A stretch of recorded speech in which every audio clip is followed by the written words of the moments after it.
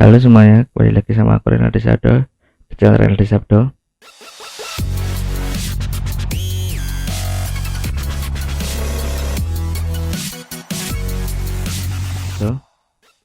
Oke, kali ini aku mau sharing-sharing lagi mengenai Android dan Firebase. Karena kemarin kita udah cara konfigurasi di Firebase-nya dari Android natif, sekarang aku mau coba sharing lagi mengenai gimana caranya kita buat kasih autentikasi, tapi ini berupa anonymous. Autentikasi kan banyak. Kalau kita lihat dari layanannya Android sendiri, dari Firebase sendiri, kalau kita masuk ke sign in, ini pertama kali tampilan dari Firebase-nya. Kalian masuk aja ke sign method. Ini ada banyak banget metode-metode yang bisa kita gunakan untuk login. Kita nanti akan kupas satu-satu. Ini ada pakai email, password, pakai nomor telepon, pakai akun Google dan sebagainya. Jadi kali ini kita akan mencoba gimana cara kita nampilin, cara kita menggunakan layanan dari Anonymous ini. Caranya yang pertama, karena ini di disable semua, ini belum bisa kita gunain. Untuk cara gunainnya, pertama kita enable dulu. Kita klik aja ini, terus kita enable, kita save. Oke, kalau udah kita langsung ke Androidnya. Di Androidnya ini pertama kalian buka Gradle. Nah di sini kita tambahin dependensi untuk melakukan autentikasi dengan Firebase. Kalian tulis saja di sini implementasi. Ya di sini kalian pakai com.google Firebase. Kita pakai Firebase autentikasi yang versi 19.31. Oke, kalian sinkron. Jadi dengan menggunakan dependensi ini, itu kita bisa menggunakan layanan dari Firebase autentikasi itu sendiri. Kalau kalian kesulitan untuk ini dari dependensinya, takut salah dan sebagainya, kalian tinggal masuk aja ke tools, terus Firebase. Nah di sini kalian nanti tinggal ada beberapa layanan. Di sini ada layanan dari Firebase autentikasi, Firebase rutin database kayak gini. Nah misalnya udah, Gradle-nya udah, pertama yang kedua kita lakuin adalah kita akan nambahin satu activity lagi yang kita sebut sebagai login activity. Kita klik kanan aja, kita new activity, kita empty, kita namain dia sebagai login activity dan kita buat dia sebagai launcher. Jadi kalau kita klik tentang yang launcher ini, jadi pas pertama kali aplikasi itu di running, dia akan langsung menjalankan activity ini. Kita finish. Oke, kalau udah, lah karena pertama kali kita membuat aplikasi itu terdapat launcher itu sebagai main activity, jadi kita juga harus merubah settingannya itu di dalam Android My Devices ini. Ini kan ada dua launcher, ada si main activity sama login activity. Pertama kita hapus dulu si main activity, kita jadikan dia sebagai activity biasa kayak gini lah, activity biasa kayak gini. Di dalam login activity kita masuk ke dalam XML nya untuk merubah tampilan.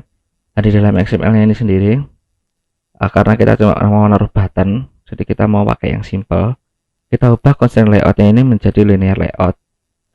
Lah dengan linear layout itu lebih mempermudah kita karena dia cuma menggunakan pendekatan horizontal dan vertikal. Pertama kita ganti dia sebagai gravity, kita buat dia gravity-nya itu di center untuk biar lebih terlihat si button yang akan kita buat center gini.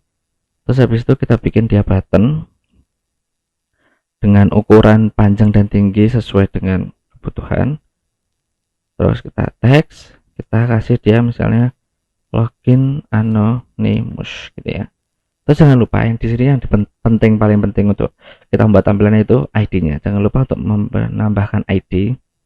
Di sini kita tambahin ID, nantinya misalnya namanya button login kayak gini. Oke, kalau kita udah nambahin ID, ini udah siap. Ini untuk tampilan sederhana banget. Jadi pertama kita nanti ID-nya kita nampilin login activity. Di dalam login activity-nya itu kalau diklik akan menuju ke main activity-nya. Terus kita kembali ke login activity. Terus ini kita terapin, kita button login gini. Nah, dan kalau kita pakai Kotlin itu dia otomatis akan mengimportkan dari XML ini, yaitu kalau kita lihat di sini, ini akan membantu kita untuk lebih mempermudah dan tidak menggunakan fan VBID. Kalau misalnya kita pakai Java, kita kan ada fan VBID. Karena kita pakai Kotlin, jadi seperti ini ada button login. Terus kita pakai set on click listener. Metode ini berfungsi untuk kita, kalau misalnya kita ngeklik, dia akan menjalankan perintah apa. Kita coba di sini, terus kita membuat coba pesan klik kayak gini, terus kita length short show kayak gini. Kalau kita reload,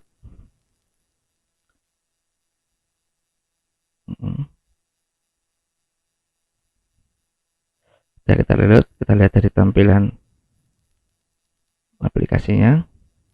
Ini untuk main activity. Jadi kita sambil nunggu kita tambahin satu metode, itu metode misalnya metode login gini, login mus gitu ya. Nah, di dalam metode ini baru kita nanti akan mendefinisikan gimana caranya kita menggunakan layanan dari Firebase-nya. Untuk dapat menggunakan layanan Firebase-nya, kita pertama kali harus menginisialisasi Firebase autentikasi itu. Dan yang pertama kita buat satu variabel namanya private identifier, namanya out aja, terus dia bertipe Firebase out. Setelah kita deklarasikan, kita harus menginisialisasinya. Jangan lupa diimport. Ya, kita import. Terus kalau udah kita inisiasi dia, out ini sama dengan Firebase out get instance ini untuk mengimportnya. Nah ini kita karena kita menggunakan sebagai reload otomatis, sebenarnya kita merombak secara mayor, jadi terdapat error. Nanti kita akan boot langsung kalau misalnya udah jadi kayak gini ya. Karena kita klik, terus di sini kita panggil metode tadi, itu login anonymous, dan di dalam metode ini kita buat fungsi, kita panggil variabelnya yaitu out.sigin anonymously. Terus misalnya kita coba cek kalau dia complete ini, nah kayak gini, misalnya dia selesai dijalankan, kan dia kembaliin satu parameter namanya task. Terus kita cek misalnya tasknya itu sukses kayak gini, dia akan membawa kita menuju ke halaman main activity. Tapi kalau gagal, misalnya tasknya terjadi error karena koneksi internet atau karena kita lupa untuk nge-enable metode tadi, kita akan kembaliin pesannya gampang aja, misalnya gagal login, terus kita tampilin dia ya kayak gini. Terus kalau berhasil, kita akan ngebawa, kita pakai intense untuk membawa kita menuju ke halaman main activity. Jadi kayak gini untuk melakukan perpindahannya. Kalau udah, kita coba reboot ulang. Jadi kayak gini ya. Jadi kalau misalnya kita nggak pakai ID tadi, kita nggak bisa menunjukkan apa yang akan kita klik atau tampilan mana atau widget mana yang merefleksikan hal tersebut, makanya diperlukannya ID kayak gitu. Jadi di sini kita nunggu Gradle-nya. Jadi di sini misalnya dia berhasil login, dia akan membawa kita ke main activity, dan kalau gagal dia akan nampilin pesan pop up di bawah gitu sebagai gagal login. Jadi kayak gitu. Nah ini udah, kita coba cek. Coba running. Coba running ulang ya, kita ambil nunggu pergradlan ini. Jadi kayak gitu. Nah untuk kedepannya nanti kita akan coba cara menggunakan autentikasi dengan email password, dengan akun Google, dengan akun Facebook dan sebagainya. Ini menunggu.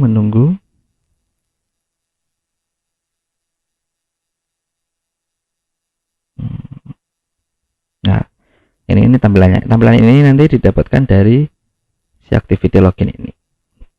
Oke, nanti kita klik. klik, kita coba lihat di loketnya. Jangan lupa sering-sering lihat loket ya, misal dia jadi error atau sebagainya lah, dia akan membawa kita ke dalam hello world atau main activity-nya. Itu berarti menandakan kalau kita berhasil melakukan login. Kalau misalnya kita cek di sini di bagian usernya, tapi ya di bagian user nanti akan login sebagai anonymous. Sini akan terekap sebagai login anonymous berdasarkan dari login ini. Jadi kayak gitu. Jangan lupa like, comment, and share. Kalau misalnya kalian suka, subscribe, dan tunggukan playlist berikutnya. Keep sharing, keep enjoying.